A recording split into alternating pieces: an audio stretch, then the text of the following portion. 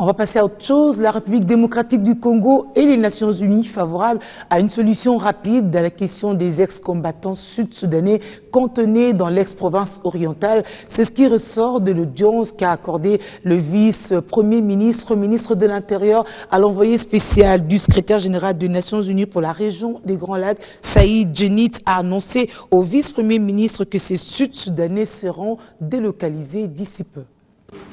La réunion a été tellement importante qu'il fallait la participation du vice-ministre de l'Intérieur et celui des Affaires étrangères. Vendredi, le vice-premier ministre, ministre de l'Intérieur et de la Sécurité, avait en face de lui l'envoyé spécial du secrétaire des Nations Unies pour la région des Grands Lacs, qu'accompagnait le chef de la MONUSCO. Au menu, la question des ex-combattants sud-soudanais en RDC.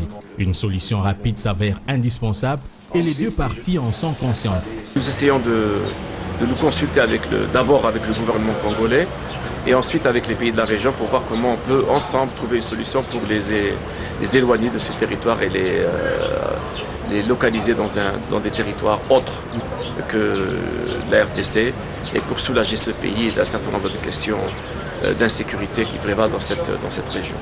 Nous avons visité Goma hier, nous avons rencontré le gouverneur du Nord Kivu. Nous avons également rencontré les ex-combattants et nous avons écouté. Nous avons eu un premier échange avec la délégation du gouvernement et je crois qu'il y a un entendement général pour qu'on travaille ensemble pour trouver une solution la plus rapide possible, durable à ce problème. Plus de 750 ex-combattants sud-soudanais désarmés sont cantonnés depuis dans l'ex-province orientale suite à un conflit armé dans leur pays. Depuis, leur délocalisation constitue une priorité pour Kinshasa qui avait saisi la MONUSCO quant à ceux